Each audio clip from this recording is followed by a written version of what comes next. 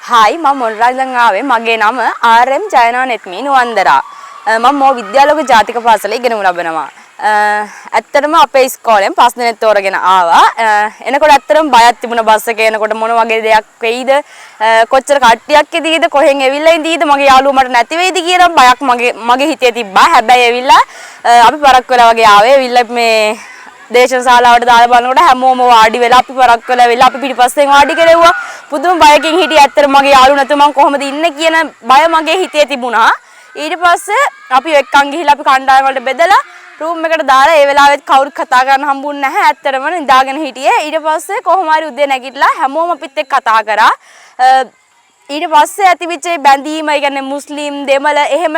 ભેදයක් නැතුව ඒගොල්ලෝ අපිත් එක්ක සහෝදරත්වයෙන් කතා කරලා දැන් මට ඇත්තටම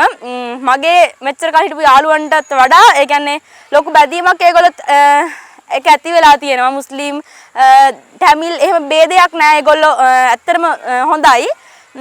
ඇත්තටම කතා කරලා හිටියේ නැහැ කවදාවත් මම මුස්ලිම් යාළුවෙක් එක්ක දෙමළ එක්කෙනෙක් එක්ක අද මම කතා කරා මේක නිසා මේ වැඩසටහන ඇත්තටම හොඳයි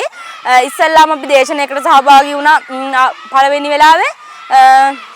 ඒකේ අර කුම්ෆු ඇවිල්ලා අපිට කියලා දුන්නා අන්තර්ජාලය පාවිච්චි කරපුවාම මොකද්ද වෙන්නේ අපි නරක ආහාර ගත්තම අපිට මොනවද ඇති වෙන්නේ ඒ වගේ ගොඩක් අපි ඉගෙන ගත්තා ඒ වගේම තව වැඩසටහනක් තිබුණා ජීල් බෝල මේව කරලා අපිට ඒකේ පළවෙනි අවස්ථාවේ අපි අසාර්ථක වුණා අපි අසාර්ථක වුණේ අපේ ඒ කියන්නේ අපේ හිටපු ටැමිල් කට්ටියට අපි සිංහල කියපු එක තේරුනේ නැහැ. අපි කියපු එක එයාලට තේරුනේ නැහැ. ඇත්තටම අපිට කියන්නේ හොඳ සංවාදයක් ගොඩනගා ගන්න බැරි වුණා. ඒ නිසා අපි අසාර්ථක වුණා. හැබැයි අපිට ආය අවස්ථාවක් දුන්නනේ. ඒ වෙලාවේ අපිට පුළුවන් විදිහට කතා කරලා අපි අපේ ජිල් බෝඩ් 10ම දාලා අපි දිනුවා. ඒ වගේම අද දවස තුලත්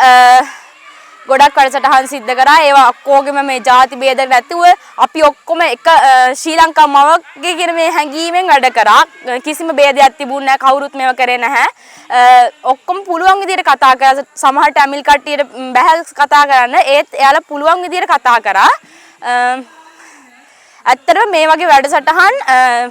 පාසල් ශිෂ්‍යයෙක් විදියට නායකයෙක් විදියට මට ගොඩක් වැදගත් වුණා. මොකද මට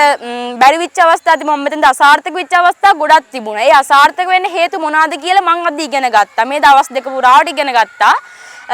මට තවත් කෙනෙකුට නායකත්වයක් දෙනකොට මම සමාජයට ගිහිල්ලා කොහොමද වැඩ කරන්නේ නායකයෙක් විදියට ඉන්න කොහොමද කියලා මේ වැඩසටහනේ මම හොඳට ඉගෙන ගත්තා. ඒ වගේම මේ වගේ අවස්ථා ලැබලා දුන්නට මේ ශ්‍රී ලංකා යුනයිටඩ් ආයතනයට ගොඩක් ස්තුතියි මේ වගේ තවත් වැඩසටහන් කරන්න ශ්‍රී ලංකා යුනයිටඩ් ආයතනයට ශක්තිය ධෛර්ය වාසනාව ලැබෙන්න කියලා මම ප්‍රාර්ථනා කරනවා ස්තුතියි